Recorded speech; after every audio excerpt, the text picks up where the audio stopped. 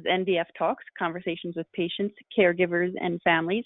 We are here today with Tara Vogel, who's going to answer some questions for us. Hello, Tara. Hello, Amy. How are you today? I'm well. How are you? I'm doing pretty good, thank you. So we're here today, and we're going to ask some questions. The first one is, do you recall your initial thoughts when you received your diagnosis? Oh, I do. It's so clear in my mind. It was 2011. I got a call from the team member from the Children's Hospital in Boston, and she said to me that you have no-naka myopathy. They've been studying my family information for about 2 years, thinking we have a subtype of limb-girdle muscular dystrophy. But in 2011, she said, we found out you have no-naka myopathy, which is another name for GNE myopathy. At the time, I didn't realize. I said, oh, well, no-naka sounds Japanese to me, and I don't remember having any Japanese ancestry or Japanese family in our ancestry. So that moment, to me, I felt a very huge sense of relief, a kind of joyful kind of relief that now I have a name to associate with this mystery disease my siblings and I have been suffering from. And some of my siblings have been suffering from this disease for about 40 years. And now we have a name to associate with the disease. That's a long time, 40 years, to think about not knowing what your disease is. And you finally found someone in Boston. That's quite a long way from home. How did you find the doctors in Boston? Well, I connected to Muscular Dystrophy Association years before that. I went to their clinic, and then they said, well, Dr. Jerry Mendel is doing a study on limb-girdle muscular dystrophy. Do you want to go to Ohio State, where he's at, and he will take some blood samples and muscle samples? And so I went there, and he took biopsies of my arm and my legs and took blood samples and put it in the data bank of several universities, and that's how I got into a study at or my family got into a study at Children's Hospital in Boston. Wow. I'm glad it led to your final diagnosis after so long. Yeah, it felt so liberating, and I think a lot of patients who are in my shoes or our shoes would have felt very liberated after getting a diagnosis, you know. I think so too. Yeah. How would you explain your disease to your family and friends? Yeah, it depends. I usually, if I know the person, I'll go into details. If not, I'll tell them, look, it's in a nutshell, I'd say my body has a defective gene. All of our bodies have genes, but mine has this defective gene called GNE myopathy, and this gene is not making a special kind of sufficient sugar, which is called sialic acid. Unlike your body, you're a normal person, you guys make sufficient sugar, sialic acid, so your muscles are getting enough.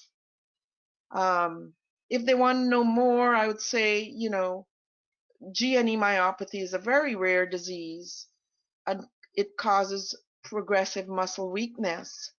And finally, most of us will have to use a wheelchair. If they want to know more, I'll tell them it's a defective gene I inherited from both of my parents. Although my parents don't suffer with the disease, they're carriers. And usually I'll say, look, if you want to know more, you could go to the NIH website, the National Institutes of Health website, uh, um, or the Neuromuscular Disease Foundation website, or the World Without GM website, and you can learn more about this disease. And I also write a blog. I'll share that blog site with them as well. That's good. That's, I like how you have different levels of sharing to explain it to different people. Oftentimes, children can come up and ask you as well. Do you have any explanations if a child comes up and asks you? Yeah, that's a very interesting question. How to make it so that the child, in a child's vocabulary, they would understand it. And I'd go and I'd tell the child, look, all of our bodies make this sugar.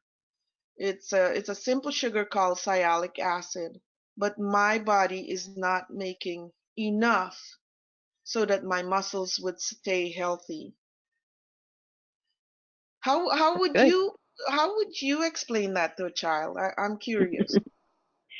Well, I was a teacher for quite a long time, and I guess sometimes I didn't even go into that much explanation depending on how old they were. I would just say, my body isn't able to keep my muscles working, so I have a hard time walking. A lot of times they would just ask me, why am I in a wheelchair? So that's what I would say to them. And if they were older, then I would go into the sugar, about how my body can't make a sugar. So I would just respond depending on how old they were about it. Yeah. Well, I have a lot of nieces and nephews, and I will use your line next time. Yeah. Yeah. Because whenever I was with kids grades 1 through 8, so I would vary my answer depending on what grade they were and what they were asking me. Yeah. Yeah. And I wouldn't shy. I'm the type of person, I don't shy even in public. If a child is looking, I would say, hi, how are you? And then they'd probably say, why are you in a wheelchair? And then I would explain, I have a difficulty walking because my muscles aren't working right. Yeah. Yeah. Yeah. Yeah. What, if anything, has really surprised you about GNEM? Oh, I'm so flabbergasted by, GNEM in a good way, in a really, really good way, because it has allowed me to become more of my true self. You know, I don't have to have any facade. It seems like over the years, all my facade has dropped, and uh, I'm it has allowed me to transcend so many boundaries, not only physical ones, such as my environmental challenges, but also psychological ones, such as fear, love, and acceptance. When I feel a fear of something, such as, walking, I usually push myself beyond that boundary to walk, or like lifting my feet and clearing my front door's threshold. So it has pushed me to really get over a lot of fears. I understand that. Absolutely. We end up having more fears than I would see other people having, but then it pushes you to be stronger in the long run, Right. in a lot of different cases as well. I also Yeah. feel it brings us, in an everyday sense, I feel like it brings us more empathy and acceptance of others with their own differences as well. And I feel the world needs more of that. And people see us and accept us, and then they're more open to accept everybody in the world. Yeah, absolutely. I find that GNE myopathy has opened up my tolerance to love more fully without any preconceived judgments. I also find that it has slowed my busyness to where I now enjoy life better.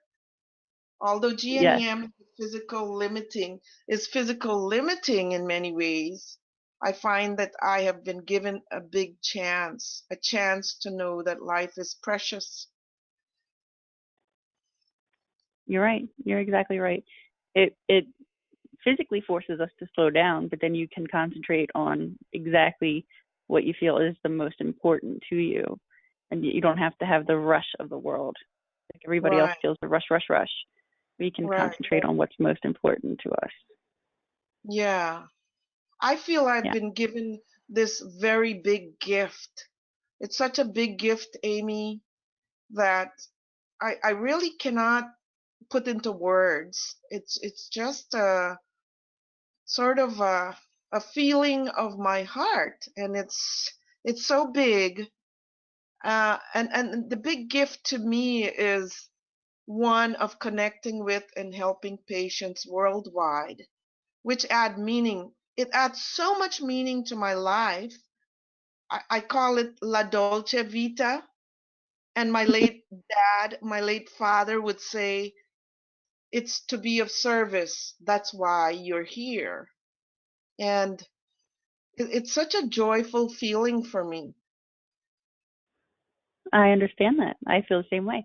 I always wanted to be a doctor, and then I changed my profession to a teacher, which is in service to others. And then when I left that profession, and then I became an advocate like you and helping patients, it fulfilled my life almost even more because I am still of service to other people and helping them. And I do it from my home, but I still feel that connection and that want and that need, and it feels so fulfilling. Yeah, it's very fulfilling to be of service to others.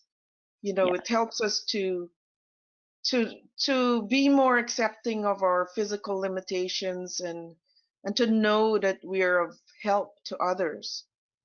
yes. Thank you, Tara, for this interview. Uh, Thank you, Amy. This was great. it, Yeah. it was great. And I'm hoping that everyone else out there enjoyed the interview as much as we did.